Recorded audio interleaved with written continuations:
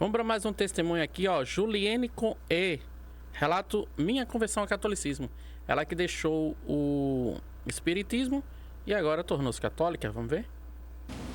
Oi, gente, tudo bem com vocês? Oi, Juliene. Hoje eu vim trazer um vídeo um pouquinho diferente. É um vídeo que eu tenho visto circular aí pelo YouTube. Provavelmente é só o meu algoritmo, mas enfim. Eu vim trazer um pouco da minha história. Tá. E sobre a minha conversão ao catolicismo, sobre a minha passagem pelo espiritismo, xamanismo, chegando ao catolicismo. Esse relato ele não é pra ofender nenhuma religião, realmente é um relato pessoal. Não quero de nenhuma forma ser desrespeitosa, mas eu, como católica, eu gosto de ouvir histórias de pessoas que se converteram mais tarde, porque eu me identifico com elas. Me dá uma curiosidade em entender como pessoas que vieram de diversos lugares chegaram a uma conclusão semelhante, sabe? Então, a quem interessar eu vou trazer aqui meu humilde relato. Dito isso, vamos para a história.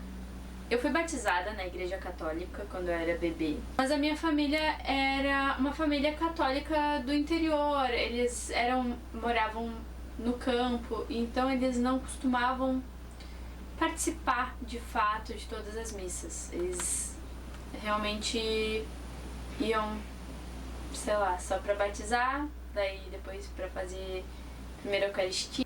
Mas também não é tão simples assim. Missas, né? Em locais mais distantes, por exemplo, interiores muito distantes. Tem interior aí mesmo, gente, que só tem missa de mês em mês, tem missa de 2 em 2 meses. Tem missa que tem lugar que só tem missa de 6 em 6 meses. E aí a gente precisa orar muito para que o Senhor suscite novas vocações, né? Para que tenhamos mais padres, levar a palavra de Deus, levar Jesus Eucarístico para mais pessoas. Não fique tanta gente assim com esse intervalo tão grande, né, de tempo. Crisma, depois para casar. Mas não existia realmente uma frequência na igreja, nem nada do tipo. Os meus pais, eles eram de Arroio Grande e eles saíram de lá e vieram para Porto Alegre. E me tiveram aqui. Depois que eu fui batizada, por algumas situações da nossa família, os meus pais começaram a se aproximar do espiritismo. E lá eles se interessaram muito pela doutrina espírita e começaram a frequentar. Quando eu tinha em torno de 3 anos. Dos meus 3 aos meus 22 anos, eu fui espírita.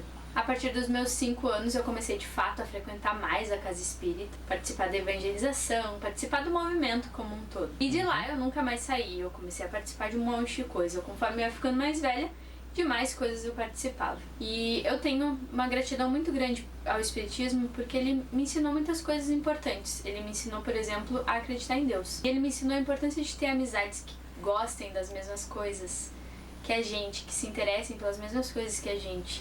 O quanto esses laços aí são muito mais profundos do que laços só circunstanciais. Além disso, foi lá que eu desenvolvi meu gosto pela arte, porque eu participava de grupo de teatro, de música, fiz muita poesia. E quando eu me crismei, isso foi uma coisa que eu postei, assim, um texto, né, até porque eu tenho muitos amigos no Facebook, no Instagram, da época ainda do espiritismo, falando assim, ó, a ideia não é apagar a minha história, mas pressupor ela. Então, eu só sou quem eu sou pela minha história, por tudo que veio antes. E eu não poderia a esmo dizer assim, eu me arrependo disso e arrancar coisas que talvez me transformaram na personalidade que eu tive no momento em que eu tomei a decisão que hoje eu acredito ser certa. E eu acho que a coisa que eu mais agradeço ao espiritismo foi a abertura para que eu pudesse buscar em outros lugares. E eu lembro que quando eu tinha uns 18, 19 anos, eu abri a Bíblia pela primeira vez. Existem citações bíblicas no espiritismo, né? O pessoal que é espírita sabe explicar um pouco melhor. Mas a gente não tem o hábito, assim, de ler a Bíblia na casa espírita. Só que não tinha problema ler. Então eu peguei uma Bíblia primeira vez, não sabia nada sobre tradução, sobre edição e etc, só peguei. E folheando eu encontrei então as cartas de Paulo. E eu me encantei tanto pela pessoa do Paulo. Eu fui e ainda sou encantada pela pessoa de São Paulo. Eu não sei explicar, mas quando eu li as cartas dele a primeira vez, eu pensei, cara, tem tanta coisa aqui que eu já vivi, que eu já experienciei, que eu já cheguei em conclusões semelhantes, mas tem tanta coisa aqui que eu não tenho ideia do que ele tá falando. Só que ele parece um cara sincero. Ele parece ser um cara que olha pra vida e fala sobre ela sinceramente. Esse cara vai me ensinar muito ainda. E sempre que eu tinha problema na minha vida, eu abria as cartas de Paulo e eu procurava algum trecho e eu achava algum conselho bom pra como agir. E eu acho que outra coisa que me encantava muito nas cartas de Paulo era quando ele falava sobre as igrejas. A ideia dessas igrejas, das catacumbas, a igreja primitiva, a igreja que sofria, que era difamada, que era tratada mal, ela é tão visceral. Tipo, eram pessoas que realmente morriam por aquilo que elas acreditavam. Elas tinham que estar vendo algo que eu não estava vendo, sabe? Isso me embasbacava, isso me deixava misturada. Só que ao mesmo tempo eu olhava para o movimento espírita e eu falava, não é a mesma coisa. Isso daqui não é o cristianismo primitivo, sabe? E eu nem sabia, não tinha... Até porque espiritismo não é cristianismo, né? Dimensão na época, assim, então eu tenho que procurar em outra religião.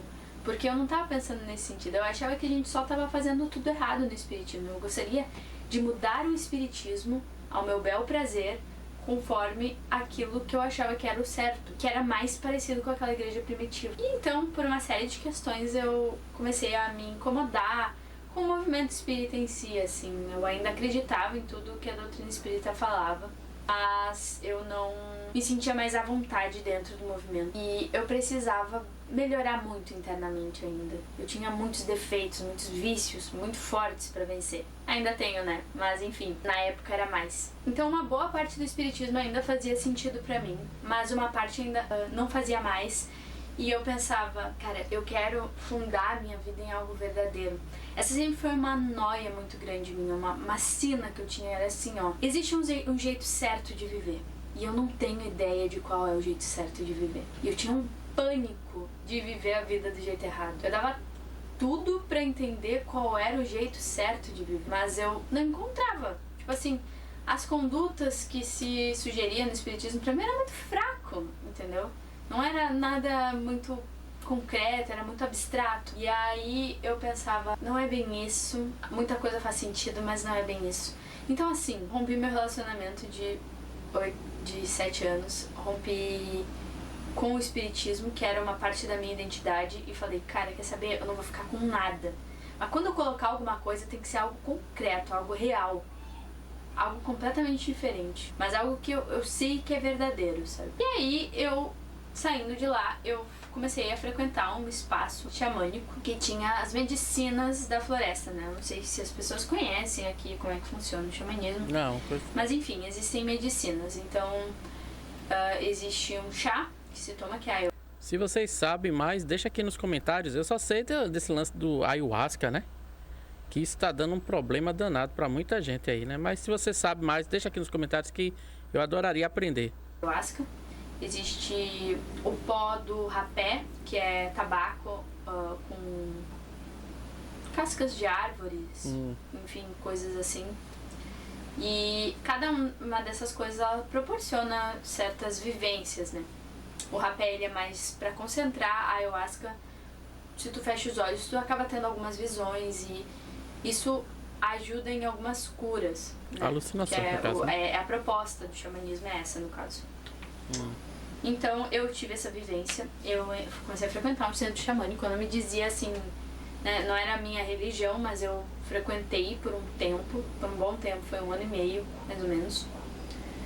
E várias coisas aconteceram, tive várias vivências lá dentro também, conheci pessoas muito sinceras, existencialmente falando, gente séria, gente que tava buscando realmente se melhorar enquanto pessoa. E conheci inclusive o meu atual marido nesse espaço. E aí é que tá, a gente não pode excluir a nossa história. Então, até que um dia, né, dentro do movimento ali xamânico, eu tive uma vivência bem perturbadora. Eu acho que ali nesse tempo eu acabei me distraindo bastante. Então, comecei a viver outras coisas, aí vivi minha vida de solteirice também. Não era propósito naquele momento, mas acabei me distraindo, enfim. Aí conheci o Herê, né? A gente começou então nosso relacionamento. Eu já tava começando a saturar, assim, daquilo ali, porque parecia mais pra mim, né? Na minha vivência, uma festa do que uma coisa que realmente me convidava à introspecção. Já tinha passado a fase da introspecção, embora tivesse me proporcionado alguns insights importantes. Até que eu... É o que Pedro fala, né? Para onde iremos, Senhor, se somente Tu tens palavras de vida eterna? E aí Santo Agostinho também vai nos ensinar, né? Que nas suas confissões, que ele diz: tarde te amei, Senhor. Se eu soubesse que era tão bom assim, eu já tinha vindo há muito tempo. Tarde te amei, ó beleza antiga e tão nova, eis que estavas dentro e eu fora, né? A alma, ela tem saudade, né, de Deus. A alma tem saudade, o espírito tem saudade de Deus. E aí muitas vezes a gente se depara nisso, né? É uma saudade daquilo que eu nunca vivi. Como eu nunca vivi uma coisa, eu tenho saudade daquilo. Porque o espírito tem saudade de Deus. E o espírito em nós sabe reconhecer o que é bom e o que é ruim, né? Eu experimentei, e aí foi o estopim, eu experimentei uma medicina mais forte. Vixe. E essa medicina mais forte é o iopo, e eu passei muito mal.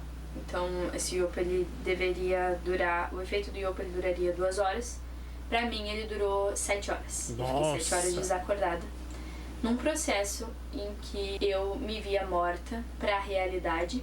Então eu não conseguia ter acesso mais à realidade, eu não conseguia lembrar o nome do meu companheiro, eu não conseguia lembrar o nome dos meus pais, eu não conseguia saber quem eu era, eu não sabia nada, eu não era nada exatamente, mas eu existia ainda, mas eu existia num lugar angustiante e num lugar que eu percebia que eu estava sendo enganada pra esquecer dessa minha vida, que eu tinha só uma fagulha de Chega a ser uma droga, não? E essa era a vida real.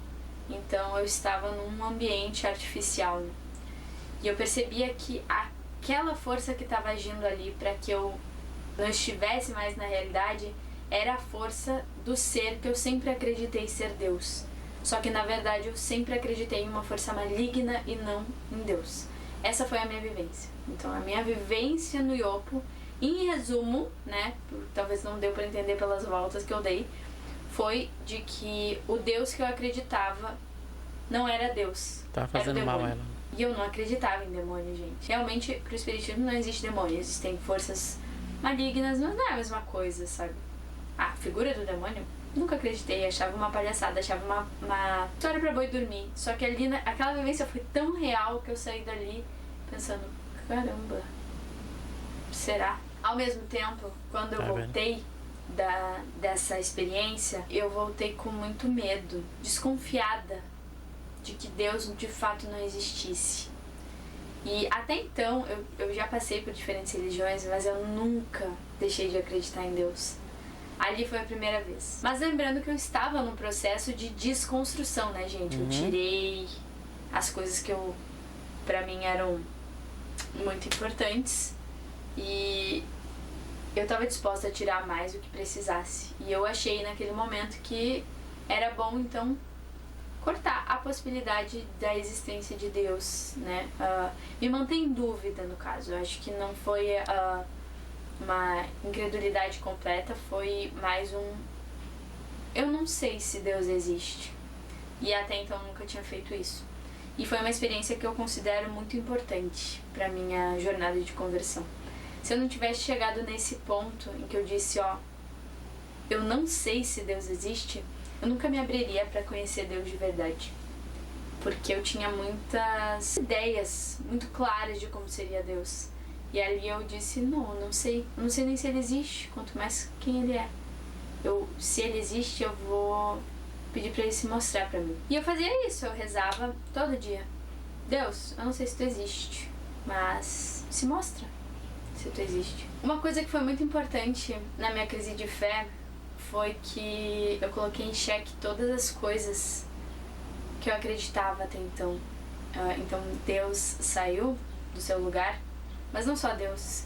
O espiritismo saiu do seu lugar. E ali, pela primeira vez na minha vida, eu me questionei: e se não existir mais de uma vida? E esse questionamento eu me fazia todo dia. Porque era uma coisa muito certa pra mim. Existem várias vidas, a gente vai evoluindo. E aí todo dia eu acordava e pensava: e se não existir? Se não existir, eu tô perdida, porque em uma vida eu não consigo fazer as coisas, eu não consigo ficar perfeita como deveria, eu não consigo, uma vida é pouco, mas eu não sei se existem várias. Essa acaba sendo uma premissa do espiritismo. Então, com esse questionamento vindo cada vez mais, o espiritismo inteiro ele caiu na minha cabeça como um dominó. Essa é uma das grandes diferenças entre cristianismo e espiritismo, né? O espiritismo ele acredita em reencarnação. O cristianismo não acredita em reencarnação, somente em ressurreição, né? Tanto o católico quanto os protestantes não se acredita em reencarnação, em outras vidas. Você é uma única obra, como um padre amigo falava, um padre bem velhinho. Ele dizia, Deus, ele era polonês, ele falava, o homem é criatura mais perfeita de Deus, né? E ele falava isso porque você é único. Então, isso é uma das grandes coisas que nos difere, né, do cristianismo e do espiritismo. É a questão da ressurreição. Somente levar a palavra de Deus não é suficiente para ser cristão. Entende? Porque a própria palavra vai te trazer coisas que você pode adaptar a palavra de Deus para aquilo que você quer falar, como muitos protestantes fazem também, né? Mas a palavra ela é a verdade e ela vai trazer a verdade para você. Então não tem como acreditar em ressurreição e reencarnação. Então eu deixei de ser espírita muito antes de me tornar católica. Então eu sempre mergulhei fundo nas minhas experiências e nessa incerteza eu mergulhei igualmente fundo. Tanto que eu passei 9 meses em uma angústia muito grande. Uma tristeza mesmo, um vazio. Um vazio ingênuo. Eu sabia que eu estava disposta a aguentar o que fosse, mas um vazio muito fundo. Sobrava quase nada de fé, mas sobrou uma coisa. Eu continuava lendo as cartas de Paulo e ele continuava sendo a pessoa mais sincera que eu já vi. E um dia falando com ele, eu falei, cara, eu queria essa igreja. Eu queria o contato com esse Deus que Paulo tá falando que ele tem. E o Herê, que é o meu esposo, olhou pra mim e naquele momento, assim, eu realmente acredito que ele tava muito inspirado. Ele falou, tu gosta da igreja primitiva, então. Se tu quer a igreja primitiva, tu tem que ser católica, Julinho. Porque a coisa mais perto da igreja primitiva é a igreja católica. Paulo participava de missa. Que bom que ele teve essa percepção, né? Que bom que o marido dela teve essa percepção. Fiquei assim, igreja católica, cara. Eu tinha tanto preconceito. Eu não tinha preconceito com quase nenhuma religião, mas com o catolicismo eu tinha todos do mundo. Eu achava que quem estava na igreja eram pessoas que não sabiam o que elas estavam fazendo e estavam fazendo só porque sim, e nunca se questionavam nada. Eu via a igreja católica como a igreja carolinha, nada aberta para os outros, maldosa, a igreja das pedofilias. Eu nem levava a sério uma pessoa que me dissesse que era católica. Eu pensava, tá, nem sabe o que é, então tá dizendo isso. E aí o Herê me propõe.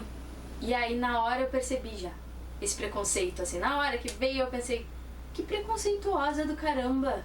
O que quer ficar achando que o católico é isso, o católico é aquilo, né? Vou ir, e vou ir de cabeça bem aberta. E vou experimentar mesmo essa vivência. E aí fiz. E aí cheguei na primeira missa toda atrapalhada, né? Nunca tinha participado de missa, senta, levanta, pega folheto, não pega. Quando eu pegava não tinha nada escrito daquilo que estava acontecendo na missa. Quando eu largava o folheto, usava um folheto e aí parecia que estavam lendo aquilo que estava ali.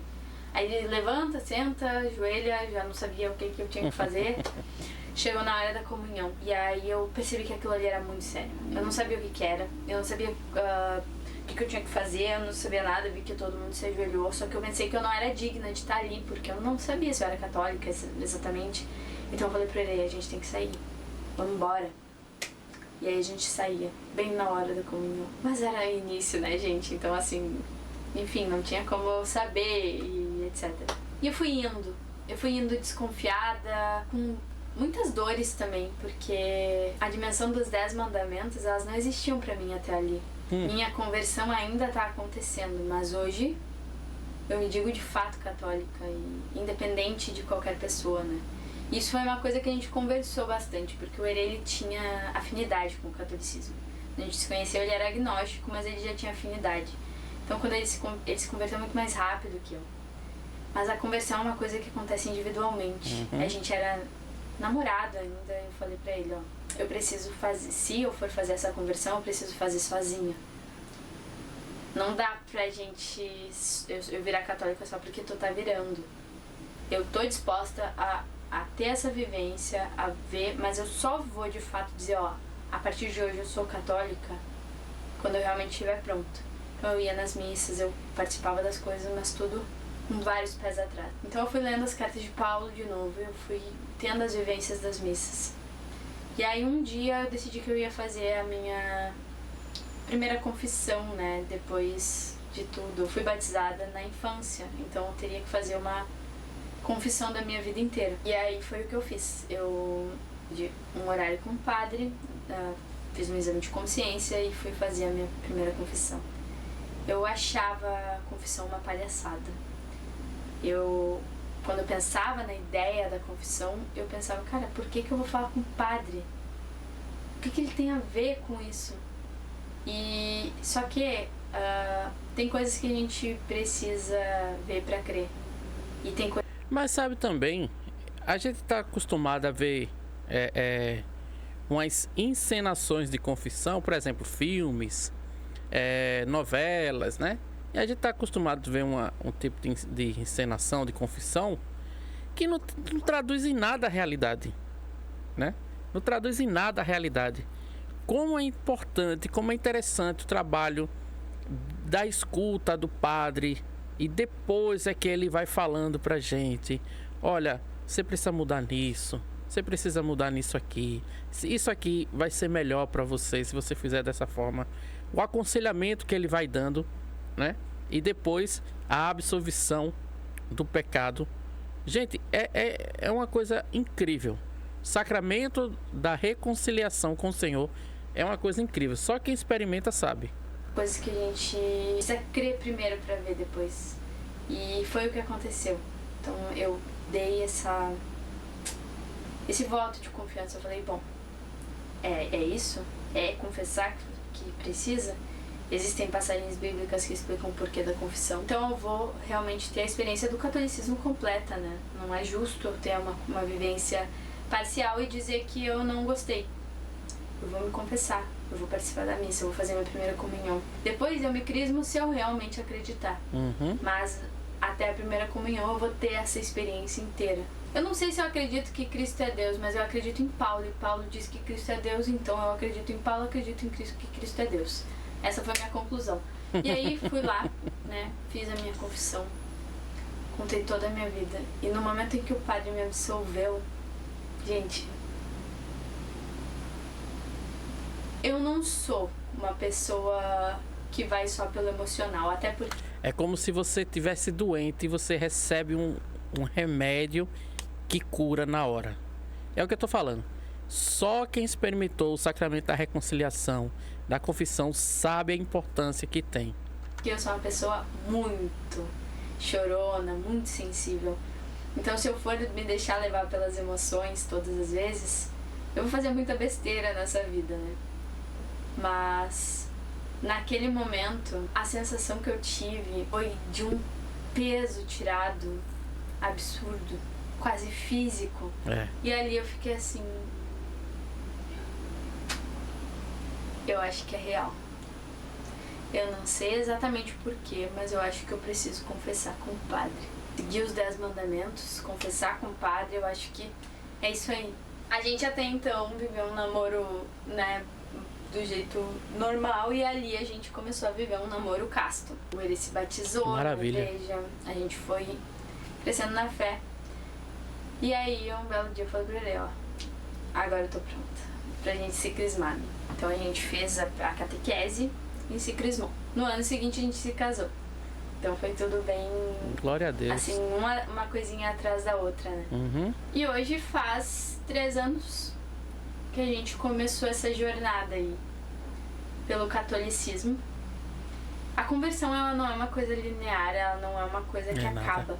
Na verdade, eu acho que todos os seres humanos, eles se convertem até o fim da vida deles, né? E eu ainda tenho muitas coisas a vencer dentro de mim, muitos problemas, muitas dificuldades. Conversão é constante, é direto. Então esse é o meu relato, gente. Eu espero que tenha sido legal pra quem assistiu, né? Imagino que quem esteja assistindo seja alguém que também se converteu ao catolicismo mais tarde, enfim.